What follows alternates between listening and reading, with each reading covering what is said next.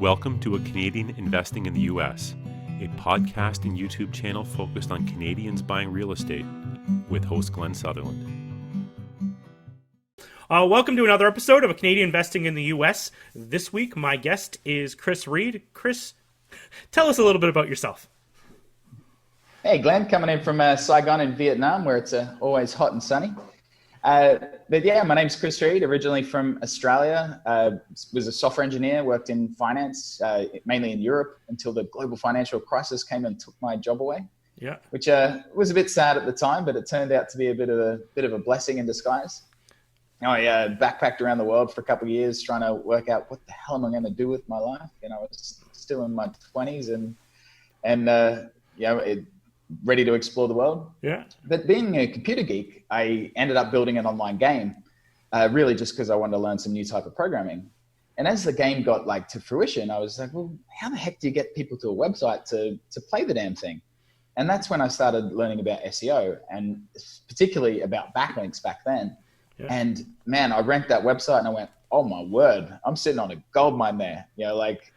Every business, needs more customers. Most businesses fail because they can't get enough customers. Yeah. And being able to get your website in front of where people are actively looking for exactly what you do, man, I quickly ditched the game and focused on SEO and been doing it ever since. That's awesome. So with this show, we do a lot of hey, we're going to try and live off this income. It sounds to me like a lot of these things could be unpredictable revenue streams. I've ran my own personal business besides the real estate, and I have months where I make a lot of money. I have months where I don't make much money at all because I'm mostly working in the business.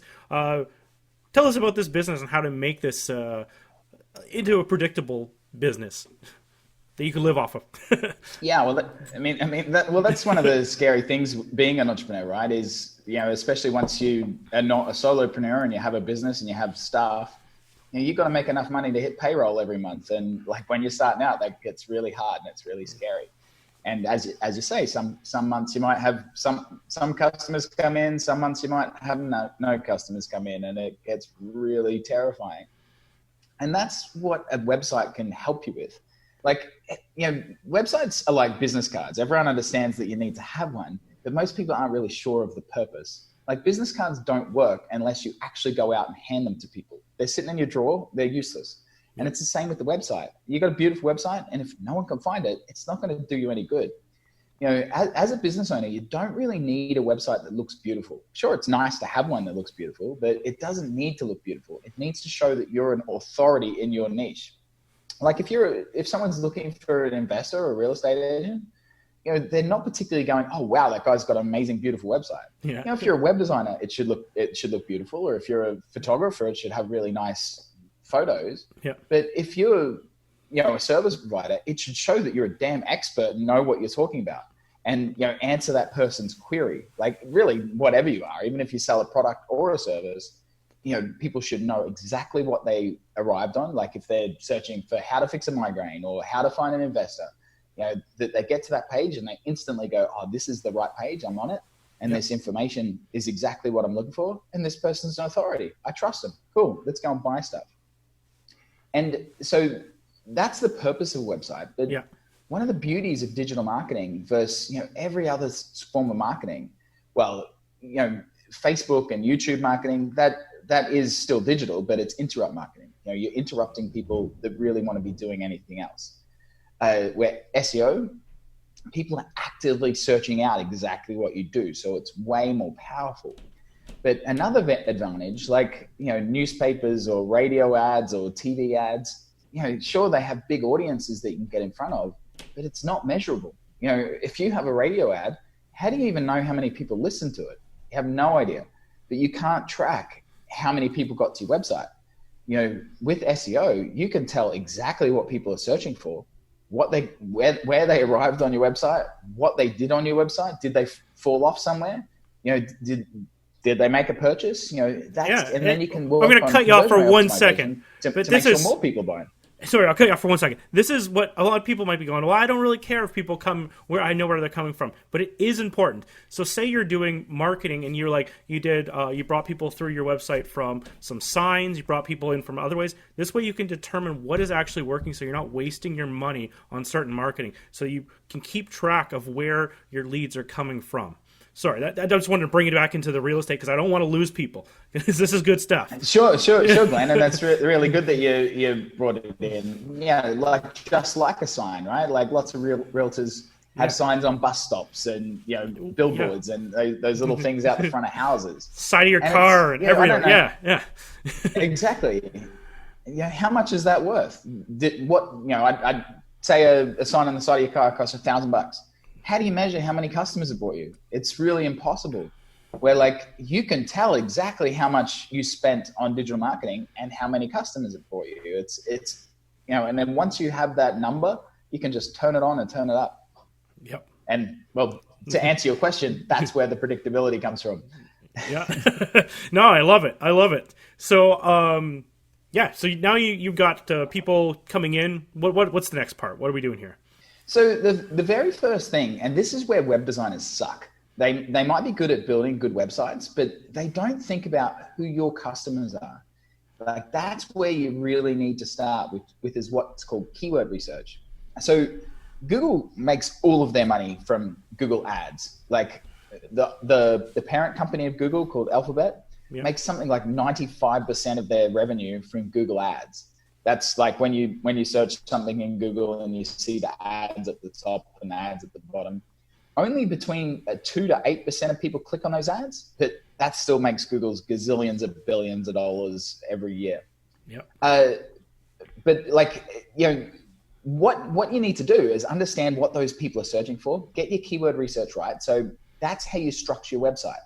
So it's really important to have clear categories of what your products and services are. So like, if you think of Amazon, right? Amazon, what should Amazon.com rank for? Everything, because it's like the home page, they're the everything store. So it shouldn't be keyword targeted. Yeah. But then you've got your main category pages where it's Amazon.com/movies/music/fashion. Then under fashion, you've got your men's and your women's and then, dresses and whatever the heck. And that's the same sort of thing that you should have is like your main category pages and then your subcategory pages.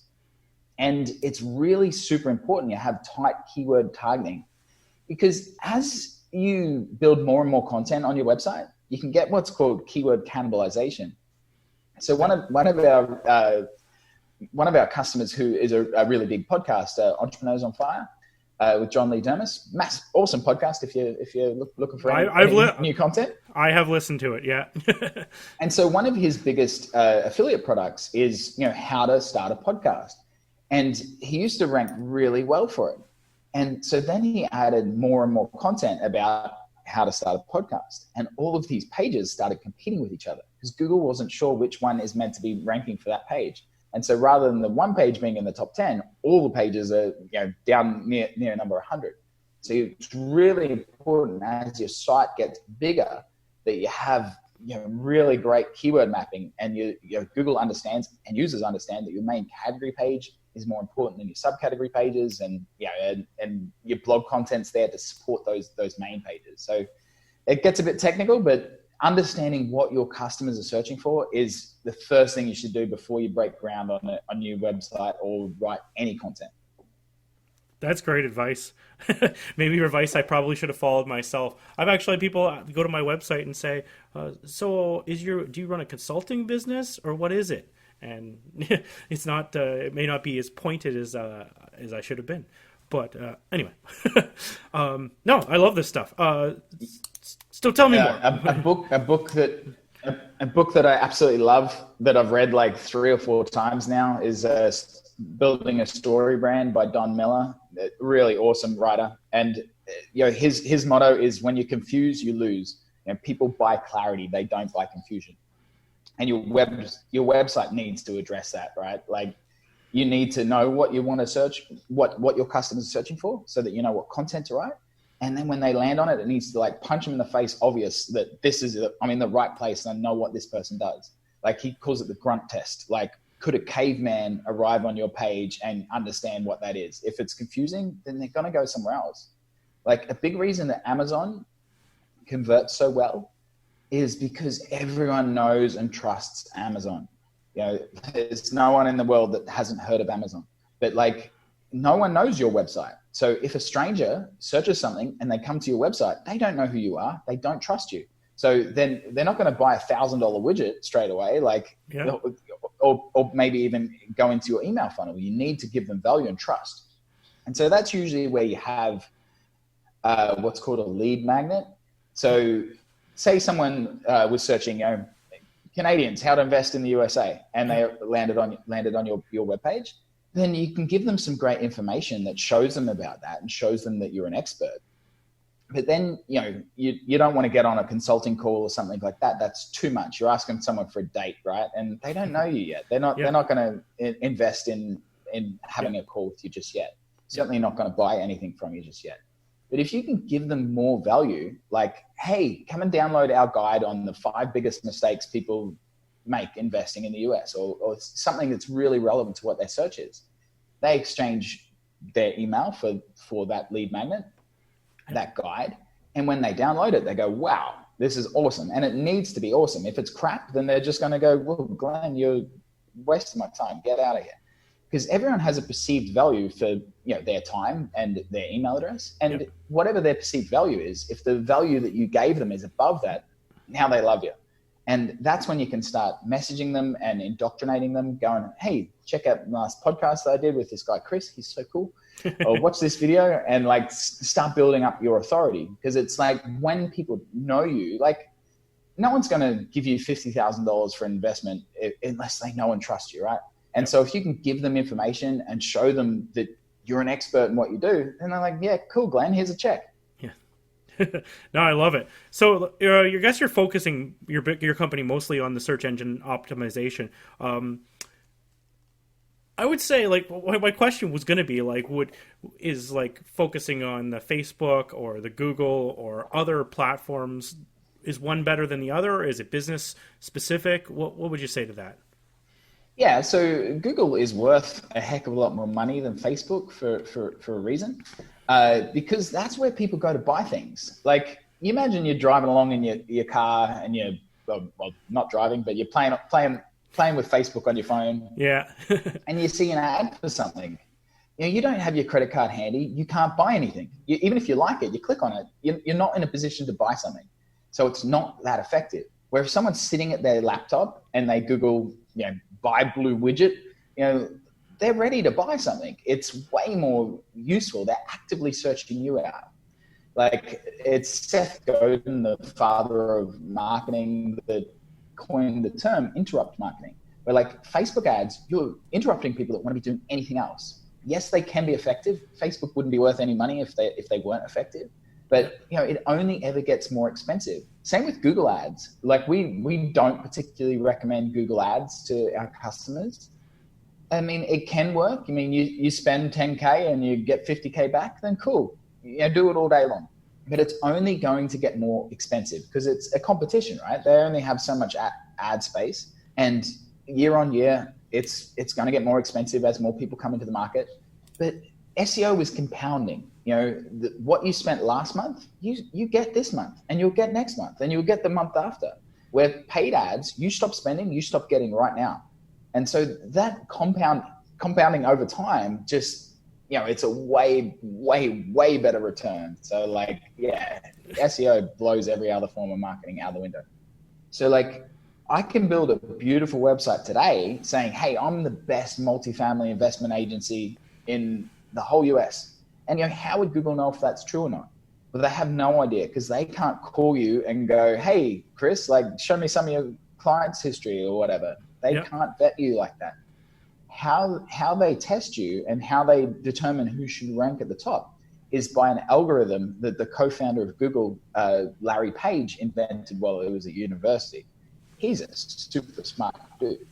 He invented what's called the PageRank algorithm, named after Larry Page, which is basically, they had a bunch of seed websites, and the further you are away from those websites, the less trust you have.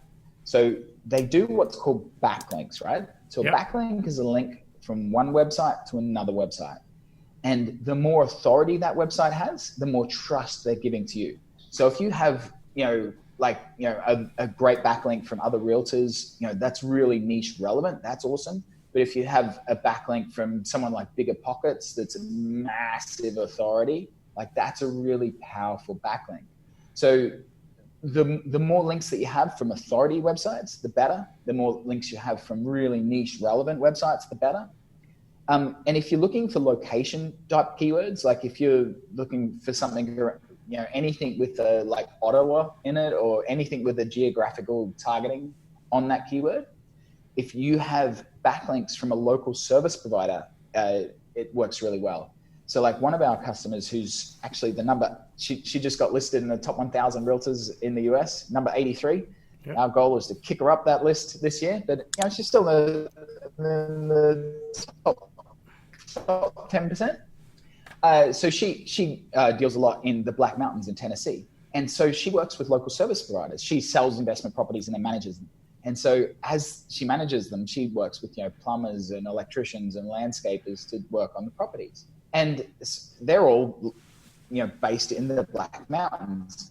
And so we provide them with content for their websites, so it helps them rank and they get some benefit, but it has a backlink back to our customer's website. And Google sees that and goes, hey, these guys are service providers in the Black Mountains in Tennessee. This woman must know everything about realty in the Black Mountains in Tennessee. And so Google trusts her better and she ranks better. So like that's really the 3 steps: working out what your customer's searching for, structuring your website and building the content based on those keywords, and then building your authority. Because without backlinks, you cannot rank a website. You really, really, really need backlinks. Does that make sense, Glenn? Yeah, I learned a good point there first what I learned, and then I got like a question for you. So what I learned there is that probably these cheap free website builders from GoDaddy probably aren't going to help you to actually grow your whole business, because by using them, it's probably not set up properly in order to have proper SEO, and it's probably worth the money to get someone to do it right. That's the first thing. And the question I have is, so if I was going to go put like backlinks on show notes, say YouTube, SoundCloud, Spotify, Stitcher, iTunes, Google Play, would those work as Google backlinks? Or is that, from a podcast standpoint? Yeah, for sure. Like backlinks from Google Play and things like that are good backlinks. You really want niche relevant. How a page should rank in Google, Google analyzes the content, right? And so they go, okay, this is about whatever that content is.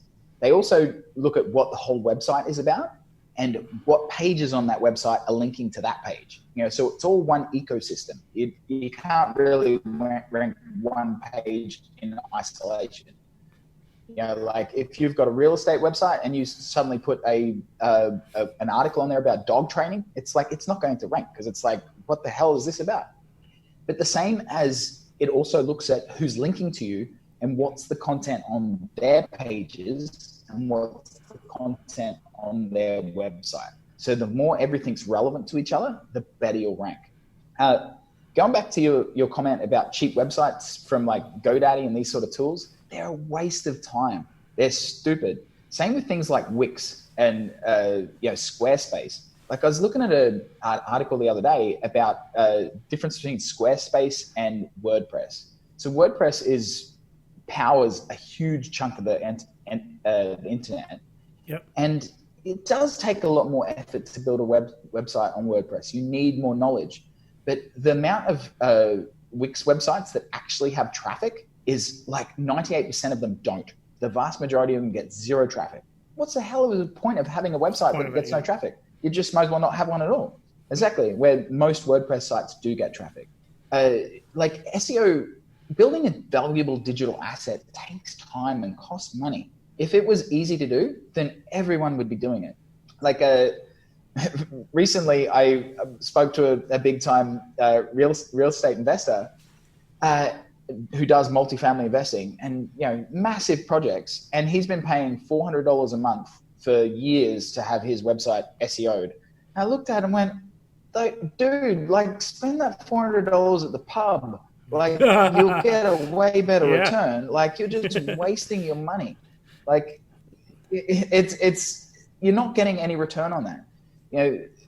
People often say to me is like, well, how much is SEO? Well, it depends on what you want to achieve. And, it is predictable and it is measurable, but you need to work back. So what we like to do is when we speak with a customer and go, well, how many customers do you want? If they're currently getting, 10 customers a month from the website and they want 100, okay, we can build a strategy to get you there.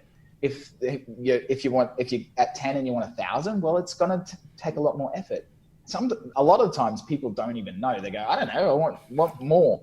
You go, like, more what? Jesus. Like, you need to really understand what you want to do, and we can work backwards from that. Because it's very easy for us. Like, it's especially easy if you're already getting customers from your website, because we can work out exactly what you need to do to double it or triple it or quadruple it. If you're not getting any customers at all, we can still look at, okay, there's this many people searching your keywords every month. So, like, Canadians, how many Canadians are searching about investing in the USA every month? Yeah. We can work out exactly what those keywords are. We can look at the competition and go, okay, your website's of this authority. We need to get it up here to help you rank for those keywords. So say there's 10,000 searches a month. There's 10 search results on the front page of Google, right? So even if there's 10,000 people searching every month and you rank for every one of those keywords, you're only one of the 10 search results. So you're not going to get every one of those. If you're the number one, you're probably going to get between 30 and 40% of those clicks. So 10,000 searches, you're looking at 3,000 to 4,000 visitors to your website every month. And we can work backwards, go, okay, we know that an average real estate website with a really nice lead magnet will convert that lead magnet at, say, 10%.